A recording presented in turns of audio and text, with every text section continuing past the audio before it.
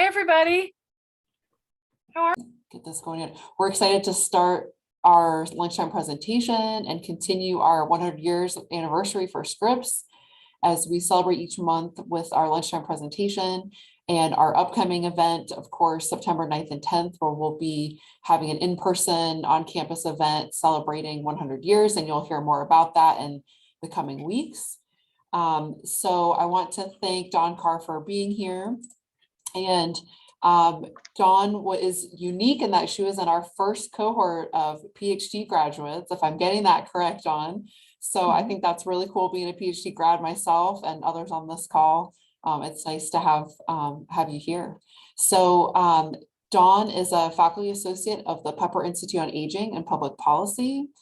She is the new executive director of the Claude Pepper Center and associate professor of sociology at Florida State University. Not only did she receive her PhD in social gerontology, she also had an MGS at Miami and a Bachelor of Arts in Music Performance at Arizona State University. Hope I got that all right, Dawn. You got it all right. Okay, I'm going to pass it over to you. Thank you for being here. It's my pleasure. It'll be a lot of fun to share something different. So this is my some hot off the press and kind of new work that I'm doing that I thought would be fun to share today. But let me go ahead and get started. So let's see.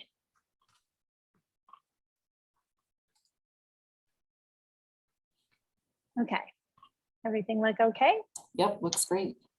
Fantastic. So today, what I thought I would talk a little bit about is some of the work that I've been doing actually since I came to Florida State. So when I came here with some colleagues here, I became increasingly interested in psychological resilience.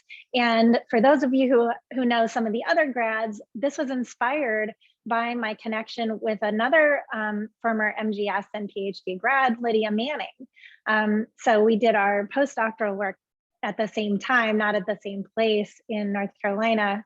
She was at Duke and I was at UNC Chapel Hill, and we started talking about resilience. And I think a lot of that stems from her dissertation work at Miami.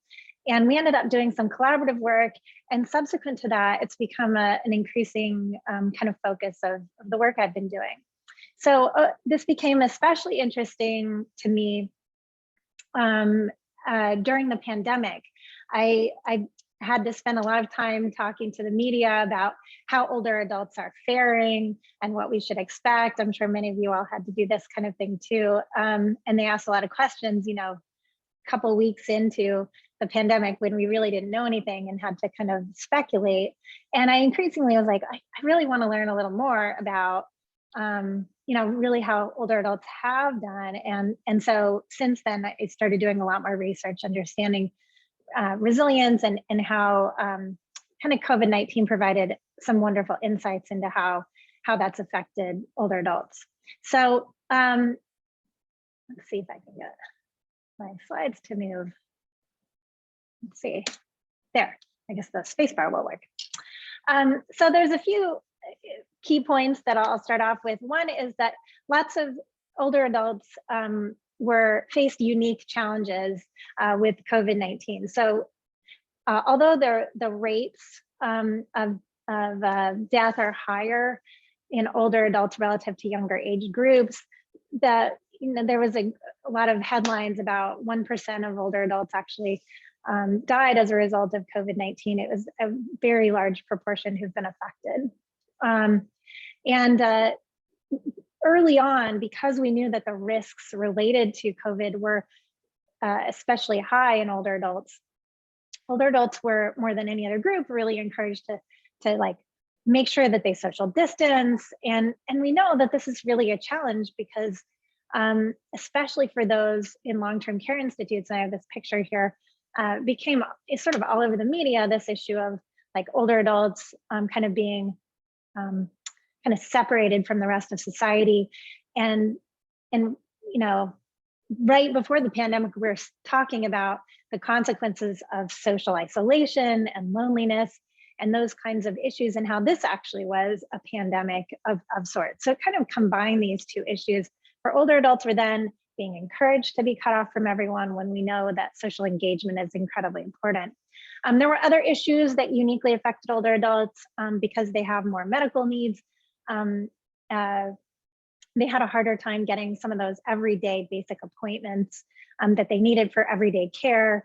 And younger adults didn't quite have nearly as many of those additional day-to-day care needs. And so they weren't affected in the same way. And there's quite a bit of evidence that older adults, especially those kind of in the later phases of their working careers and moving into retirement, faced unique levels of economic insecurity as a result of the pandemic. And then finally, lots of issues related to family care. So older adults and older workers were uniquely kind of facing these challenges of trying to work at home, provide care to other family members. And so COVID-19 really was a particularly big stressor for older people in a way that, you know, everyone had stressors, but it affected older people in these kind of unique ways. But we also know that aging comes with a lot of stressors on a regular basis. And so there's a lot of risk for stressors as we age. The longer we live, the more likely we are to experience the loss of a loved one, to experience a major health setback, to experience stress related to job loss, change. Retirement is a stressful transition. You know, these are all kind of stressors that we face in later life, and how we adjust to those stressors matters and can influence the trajectory of aging processes. So we know that people who don't address, who don't handle major setbacks very well, often are left with kind of a steeper decline in health losses than those who kind of are able to bounce back. What we also know is that older adults are also uniquely capable of handling difficult situations. As we get older, normal development allows us to do a better job in terms of handling difficult emotional responses. So we tend to see things on the bright side. We're much more likely to focus on the positive aspects.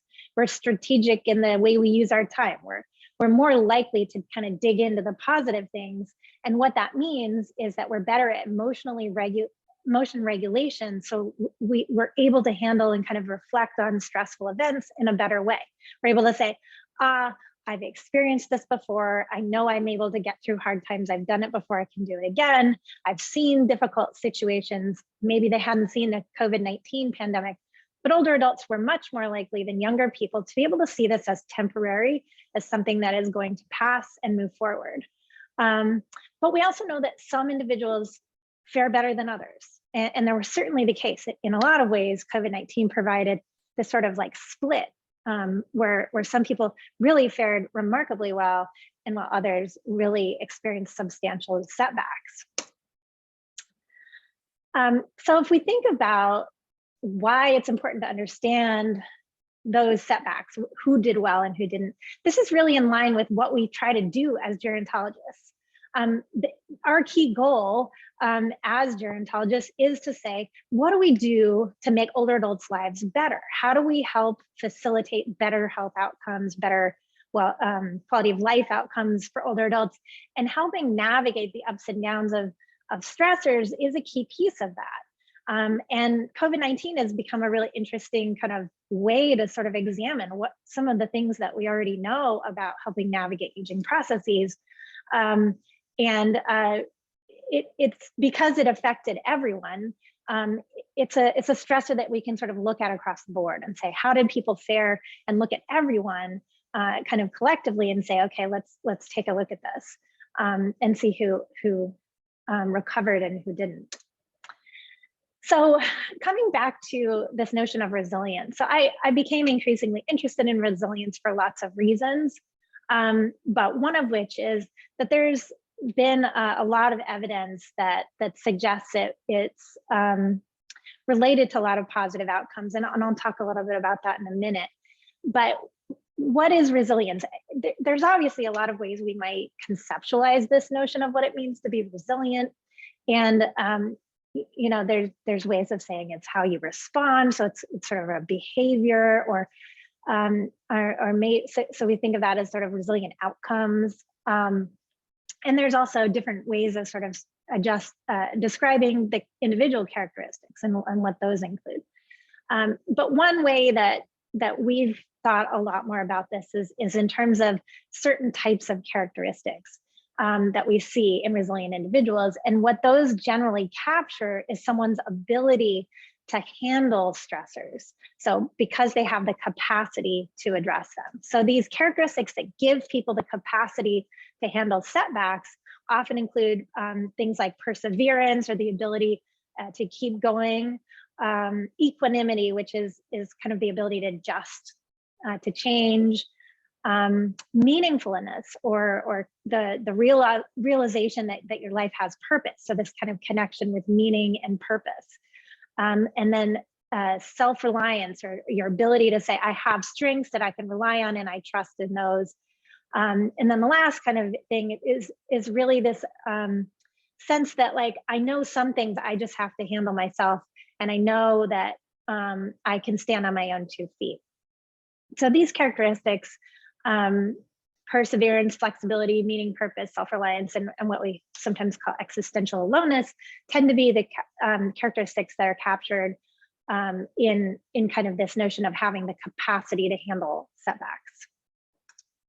Okay, so there has been a growing literature, and my colleagues and I have been really working towards providing more and more understanding about how it works. But there's growing evidence that resilience is actually a key characteristic, a surprisingly potent indicator of healthy aging. And it really is associated with who recovers from particular types of events, but also general aging processes. So we've seen growing evidence that the aging is associated with just better health outcomes overall. It also has a lot to offer by understanding this, I think, to thinking about interventions. And this is something that's been on my mind quite a bit lately. What do we do? Like, how do we help people so that should there be another COVID-19 pandemic, what could we do to kind of help bolster or shore up people's resources and abilities to handle those setbacks before they face them? So we're not dealing with these setbacks and then trying to help with recovery. So that they have the internal resources that they need. So let me tell you a little bit about some of the research that has been done kind of more broadly on resilience and healthy aging that I've done with my colleagues. So the very first paper that I did was with my colleague Lydia Manning when I was a postdoc, and my other colleague Ben KAIL. And Lydia had done qualitative in-depth interviews with, I believe it was 60 older adults, 50% were African-American and 50% were white, to find out what did they say about what it means to be resilient to them. And based on those interviews, she came to find this one particular scale that had been used in quantitative studies to be very helpful, but it was a very specialized scale. And we were interested to see, what if we were able to create a scale that could measure resilience, that could be used in a national data set, so we could get a sense, how are people doing, how are older adults doing with regard to resilience nationally? And so we developed this measure that we called the Simplified Resilience Scale. And it was informed by both the qualitative interviews, but also this Wagnalls and Young scale. And these are the items. I'm not going to go through them all, but they capture those 5 domains in different ways that I talked about earlier. And collectively, we create a scale. It ranges from 0 to 12. There are 12 items. And we were able to say, okay, the higher numbers indicates higher levels of resilience. And then, does it actually play out? So we've subsequently poked holes in this scale. Like, is this really a thing? Because I think someone like me, I was like pretty skeptical. Like, is resilience really a real thing? And I think there's good reason to be skeptical. Is it really just, highly resourced people who, already have all the things they need, and they happen to be able to believe that they have these things? And so we tried our best to say, okay, let's poke holes in this scale and see, does it hold up even in the face of these other things, like early life disadvantage, like different types of other types of setbacks, or people that didn't have the things they needed to cultivate resilience into later life. And certainly that is true, but what we found is even in spite of those disadvantages, this particular measure holds up in some different ways. So there's quite a lot of discussion about other types of psychological resources that people have. Mastery is a common one where people have this sense that they can do different particular tasks, they can take on challenging tasks. So mastery has been a strong predictor in a lot of social science research, shaping health outcomes. Optimism and hopefulness, hopelessness, we actually reverse coded it here, so it's actually hopefulness. We tested resilience against these and other types of psychological measures, accounting for these other early life disadvantages across every type of health outcome we could come up with. And we looked at health trajectories, and I did this work with Miles Taylor, my colleague here at FSU. And this is a published paper just recently, I guess last year, where we looked at all kinds of different health outcomes, functional health, psychological health, self-rated health, and then more recently, not yet published, some work on cognitive function. And this picture sort of generally captures what we know, which is that resilience is not only a good it predicts these better health outcomes overall, it's actually a much more potent indicator than any that we've been able to find in terms of psychological resources. The other thing we did, and this is just to give you an idea of how stable is resilience, is it really just a consequence of healthy people being resilient? And, so they say they're resilient, and then, as they get less healthy, do they become less resilient? And to some degree, yes, that turns out to be true. There is kind of a decline in resilience. But just looking at kind of broad populations, if you look at 51 to 75-year-olds from 2008 to 2020, and I have 4-year age increments here, this is based on the Health and Retirement Study, what we see is actually it's quite stable overall, but in 2020, there was a significant decline. And that's on average. So that tells us that there is something to resilience, not necessarily, is to some degree changing over time. And I think this is consistent with other psychological resources and research that talks about that. So we're interested in understanding some of that. But what seemed to be especially important when we've done some of our other analyses, I won't talk about all the research that's been done, but I'm just pointing out a few. But we discovered people's resilience levels in 2016, so in the period leading up to COVID-19, seemed to play a big role in shaping whether or not they experienced those declines and how much those declines occurred in resilience as they moved into the pandemic. So what do we know about resilience in COVID-19? Let me tell you a couple of things.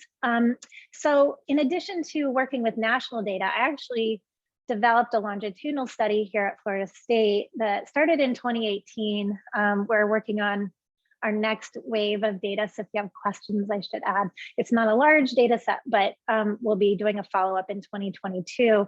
But we initially collected data in 2018 in September, and then we collected data again at the beginning of the pandemic to get sort of immediate shocks. And then we looked again in October in 2020 to get a little bit more extended exposures to stressors through that first year of the pandemic. And this was a study we conducted through just basic Qualtrics survey. We have a participant registry here at FSU, which means that they're adults 60 and older who've indicated their willingness to participate in research here. And so we were able to reach out to them and see if they'd be willing. So in 2018, we had no expectation we'd be doing a longitudinal study on resilience in the face of a pandemic. It just so happened to work out where we were studying resilience and emotion regulation processes. And it turned out we were able to use that information to look at how people navigated the pandemic with these subsequent follow-up studies. So my colleagues on these studies are listed here. So one key finding I want to point out is that one of the things we asked in October of 2020, we said, how has the pandemic affected your social engagement with others? So I talked earlier about this idea that, you know, for a lot of older adults, there was a sense of you better socially isolate more than everyone else. You're at high risk, you're more fragile. You should really shut down social engagement. So in October, we didn't have any vaccines yet. We did use masks. There was some of that. And there was some variation in how much people reported whether that they experienced significant declines in their social well-being. And so they talked about, were there major consequences to your social engagement with others or not? So we divided this into two groups, those with low social consequences and those with higher levels. And what we found is, although resilience didn't completely get rid of those social consequences, there's still a difference between the two. We did find that those with higher levels of resilience prior to the pandemic seemed to not have significant increases in loneliness, or report that even though they were having less engagement with others. They seemed to be able to sort of figure out ways. We don't know whether they used the phone to kind of accommodate their lack of social engagement or what their tools were, but they did seem to have protective effects in terms of their loneliness. The other thing we did was we were interested in looking at people who came into the pandemic with some fragility, so more vulnerable individuals. So here in this study, for example, we looked at people who had different levels of pre-COVID anxiety. So people who had kind of what we could say chronic levels of anxiety, and those on the are those on the high end. On the bottom, you can sort of see, you can see here, these are people with high levels of anxiety, and down here, these are people with particularly low levels. And what we found, people with low levels of resilience, they experienced lower levels of stress associated with the pandemic relative to those who had higher levels of anxiety. And this is, but on average, those with high resilience maintain lower levels overall of stress, except at the very highest levels. So we weren't able to, the idea being people who had clinically high levels of anxiety probably couldn't just recover from anxiety. It wasn't a potent enough resource to handle that. Mental health supersedes some of these other things. But we did see some evidence that with normal levels and even lower levels, resilience seemed to be protective in terms of stress responses. So going to some of the work we've done with the health and retirement study. So the health and retirement study actually released in February a full panel collected throughout the year of 2020. So we did some initial evaluation of the data with the health and retirement study, but it was all the beginning part, again, like June, kind of early phases. And so there wasn't a huge sample, and we did find some interesting things, but just in February, we were able to start actually looking at the full sample that they had for this COVID supplement. And in terms of their responses to resilience, we had about 4,500 individuals who filled out both surveys. So a much larger sample than the 500 we were looking at with our local longitudinal study. And this provided some ability to better understand a few key issues. So I don't lay all of these out here, but what we found is, in general, accounting for these things I talked about earlier, the relative to prior to the pandemic, resilience was significantly associated with lower levels of increase, and in some cases actually a decrease in loneliness and depressive symptoms. So some people, interestingly, actually had what we might consider a post-traumatic growth with regard to their mental health associated with the pandemic. And just thought, as a side note, this could be something like, wow, I didn't realize how lucky I am to have these people in my life. I can see that this experience gave me the opportunity to connect more with others in ways that I had taken for granted before. And sometimes people have argued this might be why they saw a tiny improvement in some of these mental health outcomes. Whereas low levels of resilience were associated with significant increases in loneliness and depressive symptoms. And these were similar in terms of the effects on health and stress levels. But just to give you an idea, depressive symptoms were one that was particularly interesting in terms of its ability to help in a in the face of what I considered one of the most immediate stressors that people face, which were financial setbacks. So there were quite a few people who, as a consequence of COVID, had things like a sudden change in their financial situation. And these are the ones who reported some of the worst outcomes, particularly with regard to depression and psychosocial outcomes.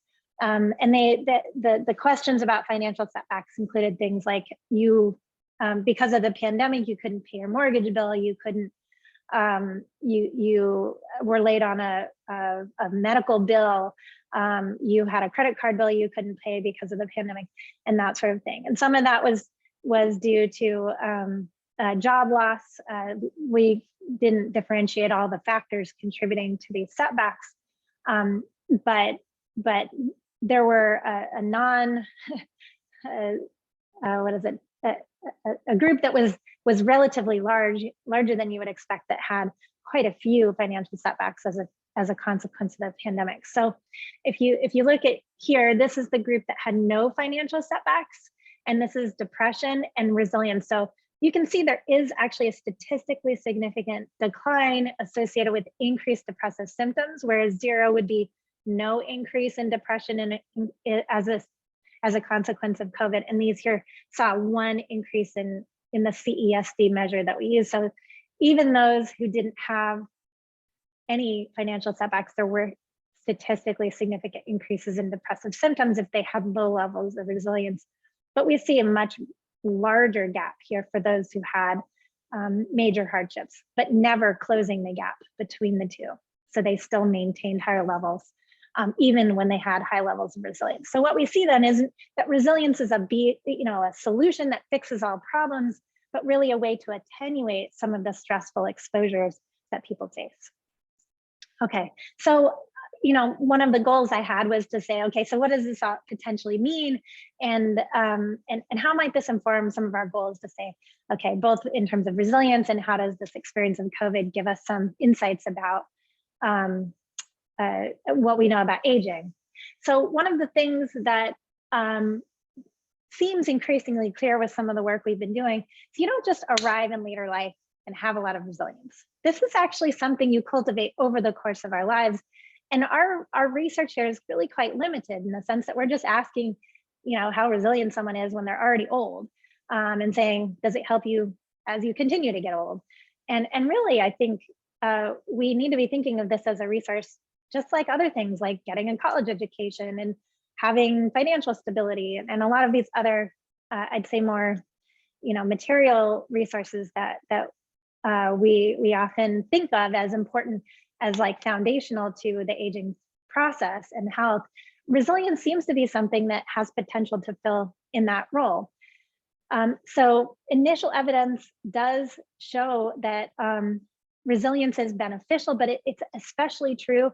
And again, I don't have the data here, but we've done some preliminary work. It seems to be particularly important for those with fewer resources. So if you have a whole lot of other resources across your life, resilience might not add that much, actually, because you can pay for your problems to fix your problems, perhaps, right? But resilience is especially important for under-resourced and vulnerable groups if we are able to provide opportunities for them to have the ability to cultivate experiences. I will say that there are certainly young people who are faced with significant setbacks, and yeah, they might be resilient, and that doesn't offset the terrible consequences of those setbacks. So I don't want to be sort of overly simplistic here and saying we should help people develop resilience, but rather bring attention to it as an important part of psychological development over the course of our lives. And last, I think we can think about this in terms of helping kind of look ahead. So there's emerging studies that actually show that there's a connection between resilience and emotion regulation. And what that means is that how we handle the emotional responses we have to stressors is a huge part of how resilience sort of works in practice.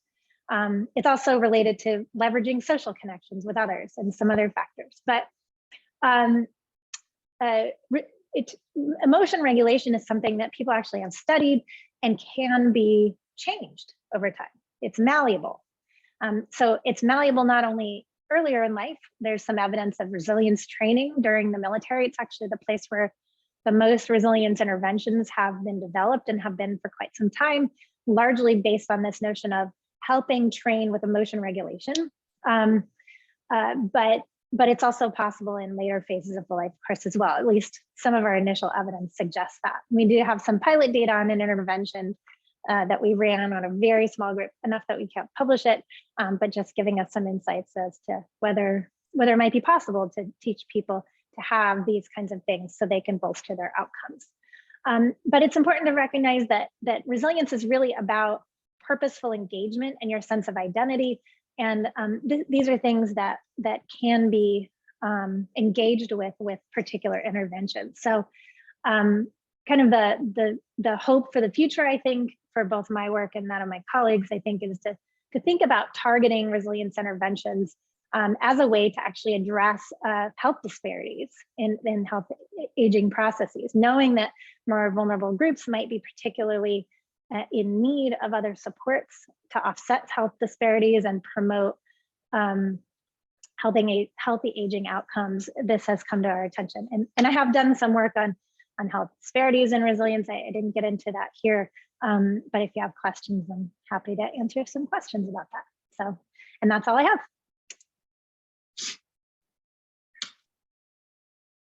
All right, thank you, Dawn. That was great. So I want to open it up for questions. If you want to raise your hand or unmute or put it in the chat.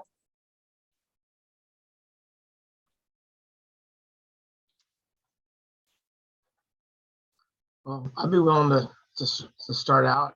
Okay. That was great, Dawn. Quick question, and I don't know anything about this topic, so that won't stop me. Has anybody looked at people who are highly resilient to sort of try and understand kind of how that happened? So it's sort of kind of taking a look at people who you identify in your sample as really resilient and trying to understand sort of what makes them different from the low resilient people. It's a little different than the modifiability issue of how you create resilience, but has anybody looked at that? Yeah, I mean, I would say that actually Lydia's work in her qualitative work really provided the foundation for that. And that's where she started looking at these characteristics that they had. But yeah, they're, as you can imagine, highly resilient people often have other resources that they're really good at. But one of the things that we also know is things like they're much better at saying, okay, I'm not doing well, I'm going to seek out a solution to fix my problem. And I know what those resources are that will help me. Like social engagement being a key example. I feel lonely, I'm going to go seek out engagement with a person to feel better and kind of meet those needs.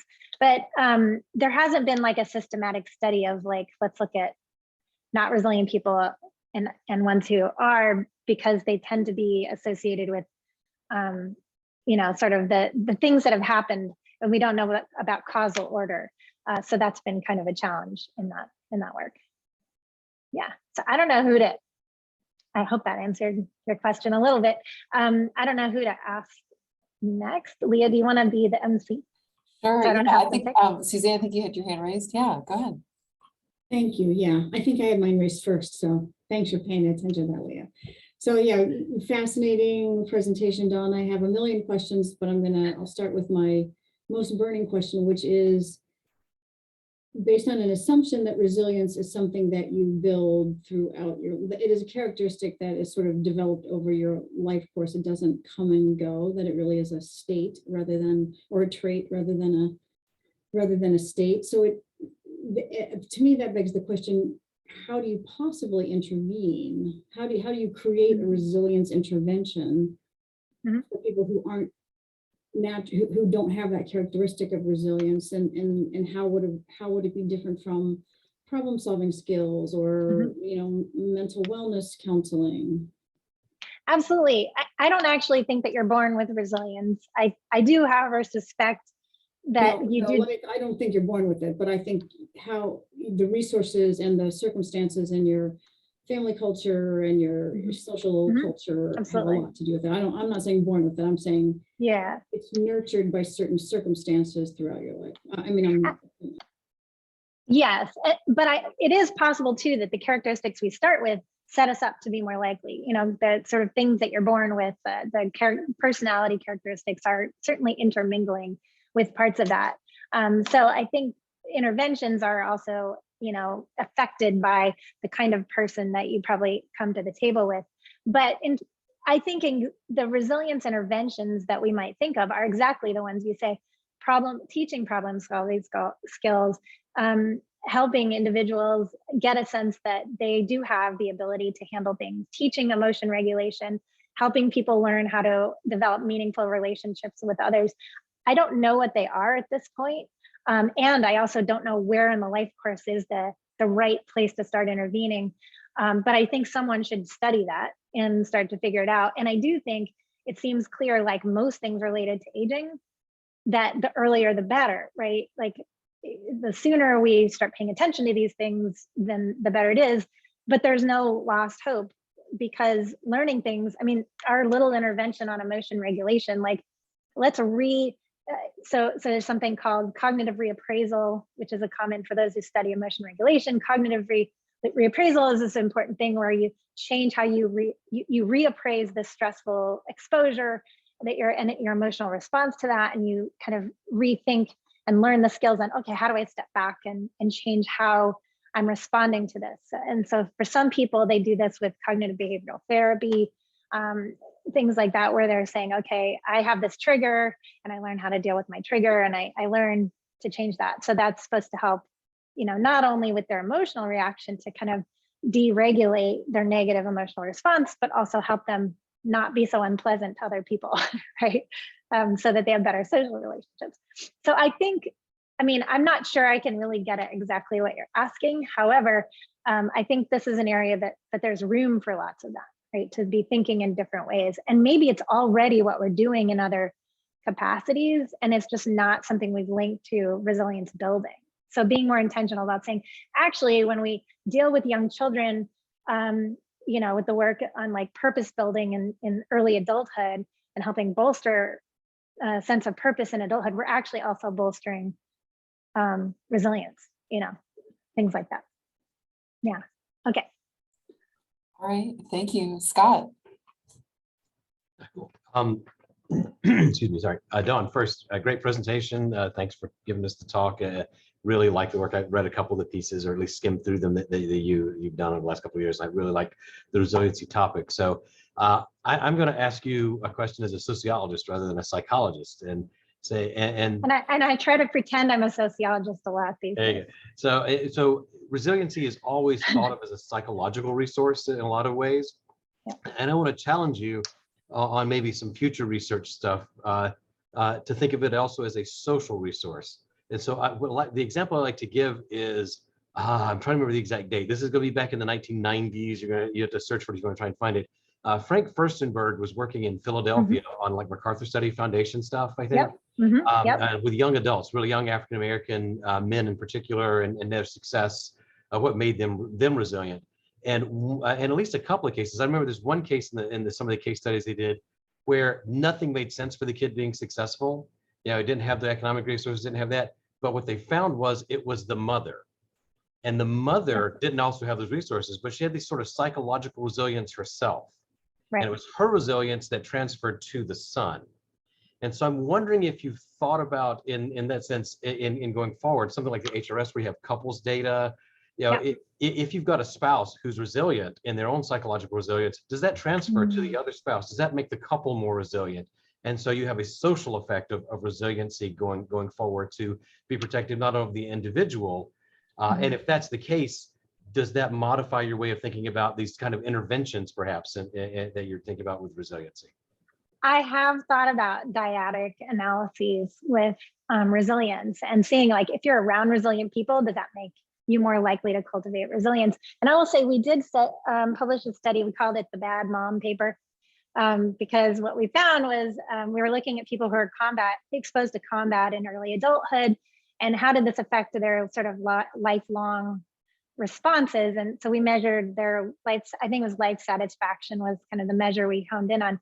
And what we found is that, and this wasn't using resilience specifically, but we simply found that people who had moms who they had a good relationship with had no negative, no major decreases in life satisfaction, even all the way to later life.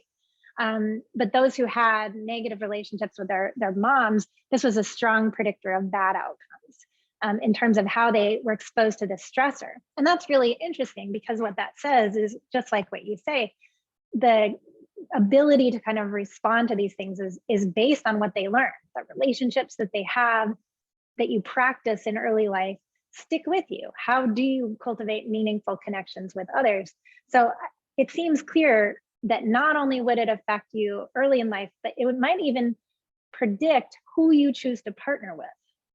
And you might seek out certain types of people. And some people might seek out more resilient types of people. It would be interesting, however, if for those who sort of partner with like less resilient versus more resilient kind of couples, what those outcomes can be. And I could see that being interesting, because we always know these like relationships where someone's sort of the savior of helping someone who struggles, right? Or it wouldn't be as even, and that hasn't been studied as much. But I do know this work, Frank Furstenberg's work on all that, and I think that's a really great foundational point. I like that. And I think in terms of like sort of social capital too, right? That actually in many ways, developing a society in which we cultivate opportunities for people to be built up instead of shredded, as I think is really built into kind of capitalism, frankly, kind of, it's not really in support of some of this. And so I think there's some sort of ways in which there's these outside sort of social structures that could be playing a role also. So yeah, awesome. Thanks, Scott. Katie. Hi there. Thanks again, Dawn. This is great. I was wondering if you could talk a little bit more about the health equity component that you mentioned, because I'm very intrigued by this notion of how we can address health equity, and maybe this might be an avenue to identify folks that may need, like you're saying, more intervention. So could you just say a little bit more about the relationships around resilience and health equity? Yeah, I think this is an area that I want to understand more. I had this project I did. I don't know if any of you know Kendra Jason. She's a sociologist at UNC Charlotte. And so we did this project looking at health equity issues in relationship to COVID. And we were trying to understand some issues. It's actually under review. Hopefully it'll be published one of these days. But what it did is it kind of set me on this track. And I won't go through those findings since it is under review, but it started us on this path of trying to understand differences by race in particular, in terms of different outcomes. And what was really fascinating, we just published a paper fairly recently on this, who experienced increases in resilience with regard to the pandemic, and the stressor we looked at there was financial setbacks. And what we found actually is that white individuals experienced major setbacks in terms of, declines in resilience. So that decline in resilience I showed you earlier is largely driven by white individuals. And that was because white individuals, we presume, they started off with higher levels of resilience and experienced a decline. Black individuals faced all this crap, way more problems with financial setbacks and all kinds of, you name the problems that the pandemic hit, Hispanics and Blacks experienced tons more, and it did not affect their resilience level. They stayed where they were. And that tells me that we actually need a different kind of intervention, because what's happened is, just because they faced a whole bunch of crap before, they're like, yeah, same old, I've been through this. This is not new for me. And they're, it's not saying they fared better. It's just saying that it's not necessarily the pathway to help people is to throw more crap at them. What it might be though, is that for interventions in terms of building resilience, we might need to be thinking about different kinds of resources that are needed. We know that, for instance, being spiritual is associated with higher levels of resilience. There's this correlation here, and Black individuals tend to have higher scores on spirituality, and this might be one of the reasons that they sort of benefit from these things. So I think there are different kind of mechanisms that might bolster resilience in these groups. In addition to that, we have found sort of immediately that there are these groups that have, when you look at health outcomes, the ones who lack health resources but have high levels of resilience experience kind of similar levels. So that we see this as sort of a substitutional effect. So you either need this kind of resource or resilience might be an option for you to kind of help bolster you.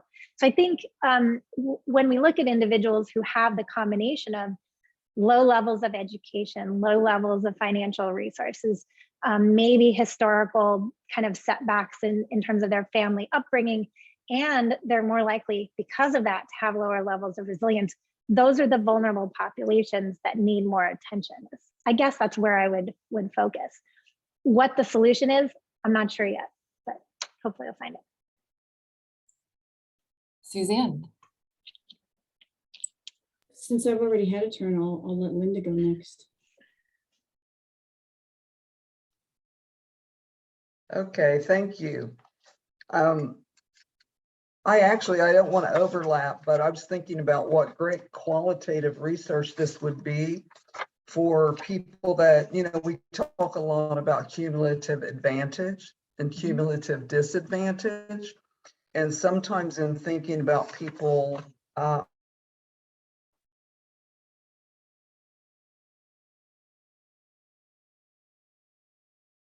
then compare if they have a high level of resilience that you mentioned one of them, you know, is it based on factors such as they've been through counseling, they have strong relationships, they have a high sense of spiritual well-being, they've gotten mentoring, they want to do it differently than what their upbringing was. So I just think it would be fascinating to see what, for the person to say, what all the factors in their life that they feel that they went from having a very difficult time adjusting or coping, what led them to that level of resilience. So it's just more of my thought process and throwing that in. I agree. And actually, this is exactly, you should read Lydia's work on this. She has a couple papers published on this. A lot of it centers around spirituality, because that was kind of a key area that she was focusing on. But I actually have my students read this in my class this semester, and I would be happy to send you the article. I thought was especially great. Thank you. Let me know. Yeah. Anybody else waiting since I haven't turned? No. So this is you might have touched on this, but I guess I would love to hear sort of just baseline descriptive information about the extent to which level of resilience correlates with socioeconomic status, with race, with ethnicity, with gender. Is there a correlation between the presence of certain levels of resilience and those social characteristics? They are correlated, but you can have high levels of these other resources and still report low levels of resilience. So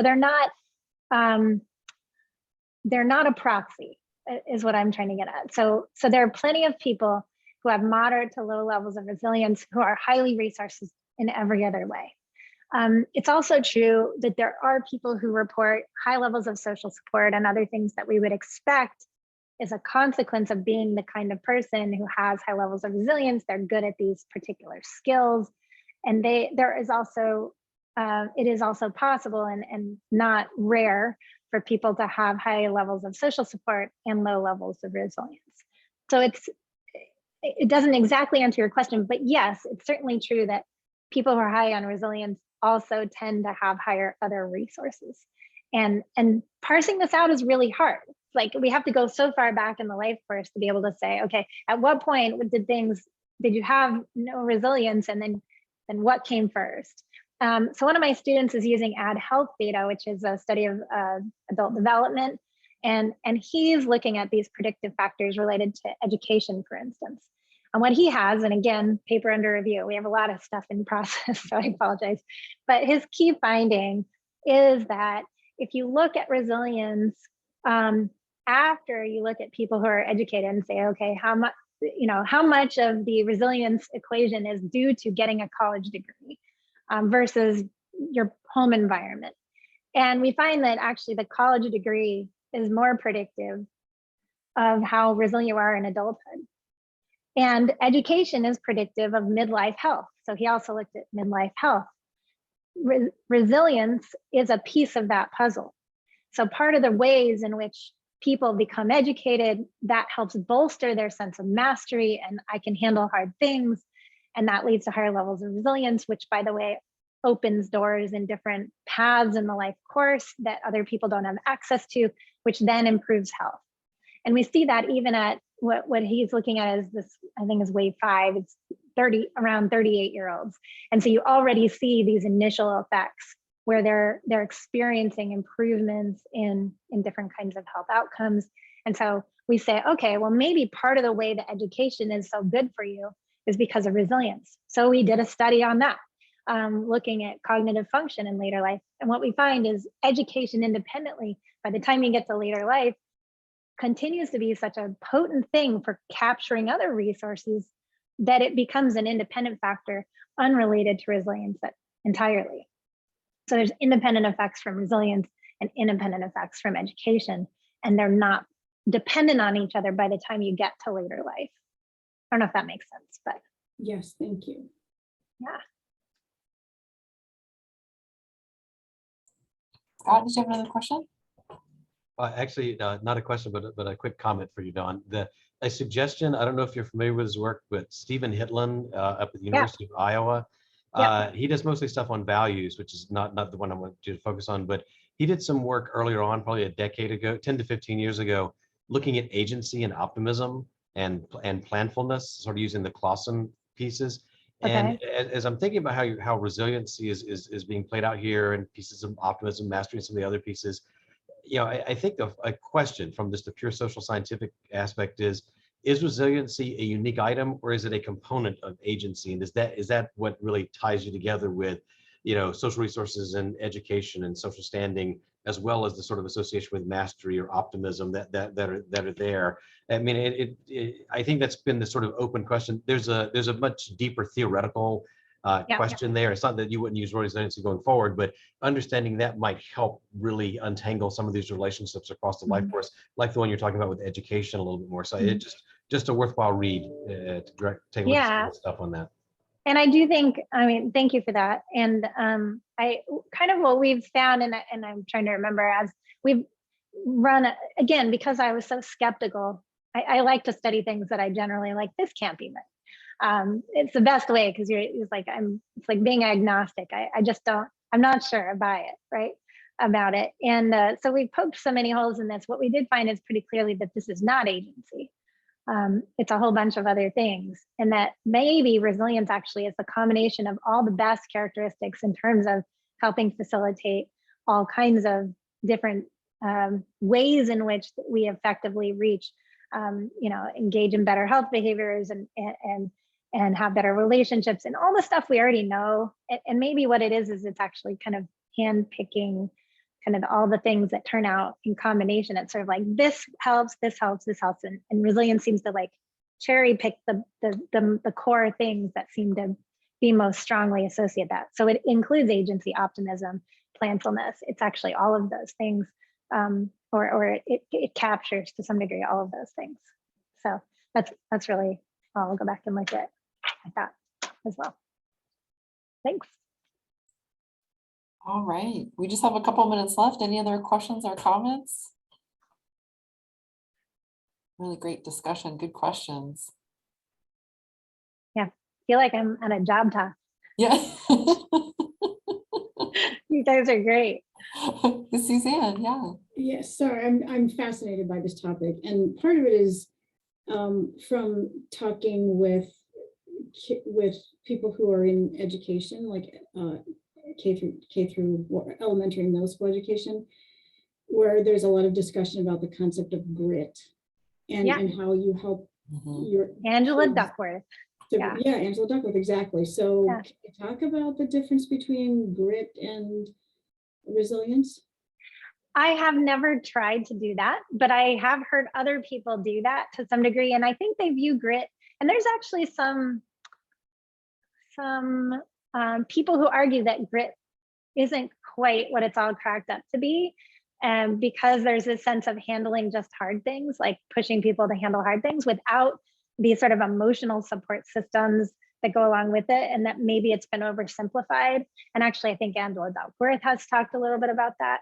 that maybe there's more to it. And it's been the way that it's kind of been cast in the media kind of is oversimplifying what she means. And I think, you know, there's some other stuff about these early life experiences that we often do tend to oversimplify with parenting and some other things in terms of trying to promote what I would say is probably resilience. And I think one of the, as we've talked, and this is more anecdotal, you know, there's a lot of arguments that this parachute, what do they call it? Parachute, what is the terms? Helicopter parenting, thank you. I was like, parachute is not right. That's definitely a different concept. Helicopter parenting and all these other kinds of arguments are to protect children, to prevent them from experiencing problems, actually creates long-term substantial consequences for their emotional, psychosocial development. And there's, again, a lot of work that's sort of done that. But one of the reasons why is because they don't have practice recovering and developing emotion regulation skills. And I think grit is largely capturing that. Like, you need to fail so you know how to say, okay, I can get back up again. And I think resilience does that too. So as we parse it out, no one's really studied young children and what does it mean to be resilient as a kid versus what does it mean resilient as an adult.